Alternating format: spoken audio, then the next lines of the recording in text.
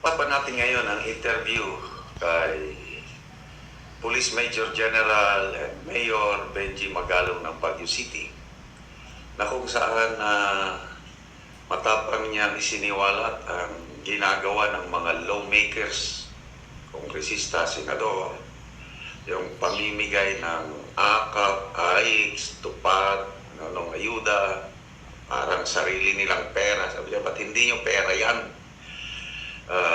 Maswerte po tayo na meron tayong isang mayor, General Benji Magalong, na nagsasalita. Ang gusto niya, good governance. Meron siyang grupo na Mayors for Good Governance. Sinisiwalat nila yung korupsyon na nangyari sa ating bansa. Yung halos 40% nawawala sa budget, napupunta sa bulsa kung kaninong bulsa. So ito, pakinggan natin ang interview kay Mayor General Magalong at bigyan natin ng reaksyon. That this 2025 budget is actually an election budget. Do you share the same sentiment, sir? Since you're talking about pork barrel, among others. I totally agree. Nararamdaman namin yan sa local government. Lawmakers, indiscriminately giving out AKAP funds, AIX funds, itong mga ayuda na gusto pa nilang palabasin na akala mo sarili nilang pera yung kanilang ibinibigay. Nakita namin yan We have been comparing with the other mayors, also mayors for good governance at yung aking mga fellow mayors dun sa ating League of Cities. At ganoon din ang aming mga similar observations na talagang halos unlimited ang pondo nila kung mamigay sila. Nabalitaan pa namin yung 7-7, yung famous na 777 na every time na sumama ka dun sa sortie ni Speaker, you get 777. Ito yung 21 million, a total of 21 million.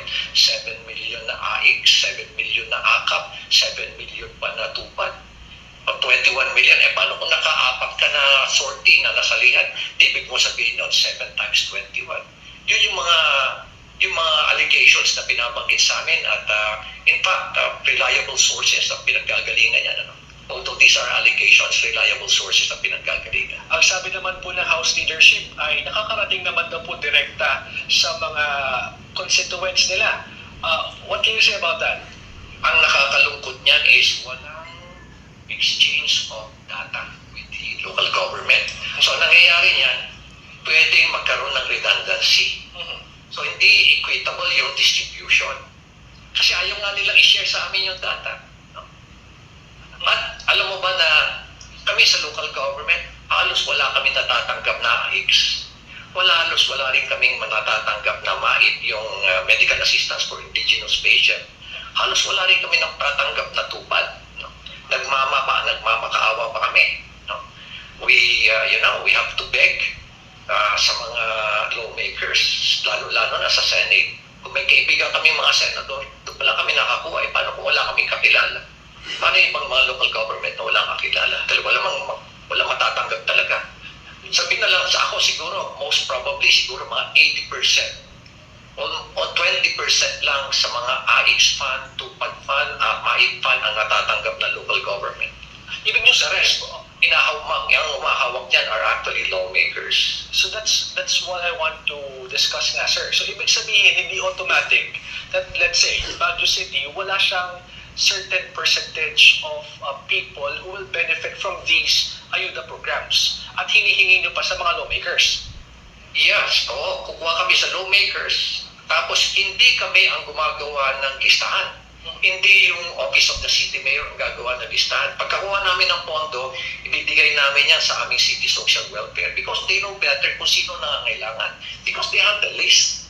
Sila yung nag-conduct ng mga interviews, sila yung nag-conduct ng due diligence para malaman talaga who are the real indigents. Hindi yung ang binibigyan mo are your supporters.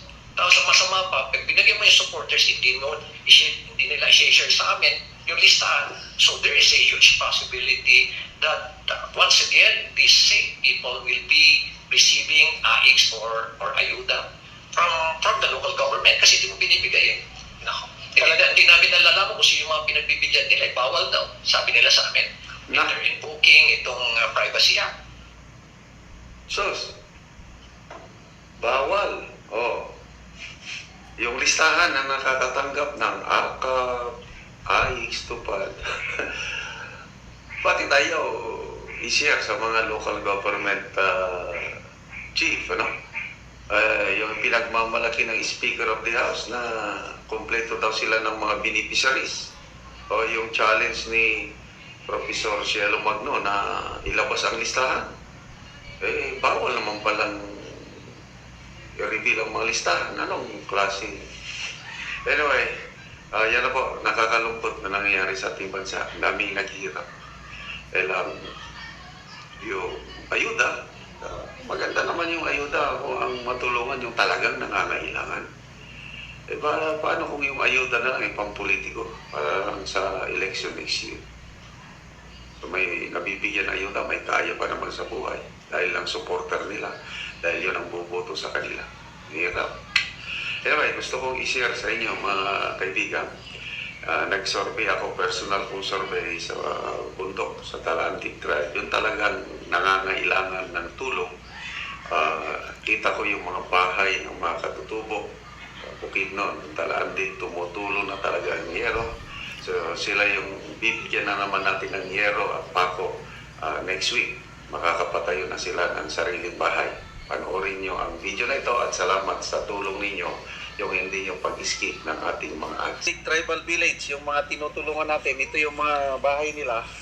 Ito yung naka-schedule na mabigyan ng yero. So, titignan natin mismo yung kalagayan ng kanilang mga bahay. Ayo!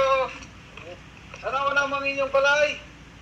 Kamo ba yung nasurvey ni Roslyn? Uy! Tanaw na po ha. Huwag man nga mong sapatos. Sige lang ha. Asa man ang tulo? Katuluan mo na sir. Kini ho, ipakita mo ka. Bahala ka ng kon.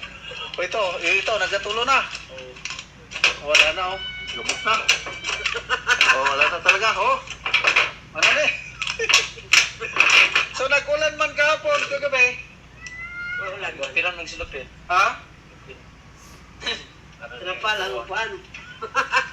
Okay, so nanay, nakabayad na migiro, sakinan na lang ang ginahulat.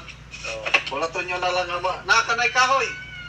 Kanina lang po sir. Kanina lang. So, dini ka gyapon magtukod. Puliyan ka. So maulang gyapon ng poste. Oo, puliyan ka ni. Mas maayo pulihan mo na lang. Kay napulo kay yero man to. Kumpleto naman na kay lansang. Yero, imo na lang kahago ang idugan nimo. Para makabago kag balay ha. Ato ta sa laing balay. Tao mayo. Ayo. Mga bata na. Mga bata. Tama itagya sa balay. Oo, kanina mga bata. Dali dong, tanaw na mang imong balay. Sige, sunod dito ba? Sige. Ito. Sige, oh. Ano yung palayo? Asa na imong mama, nagtrabaho na? Nagawin ba? Naglaba. Oo. Kani. Ito ha. Hoy! Wala na! Kitang-kita.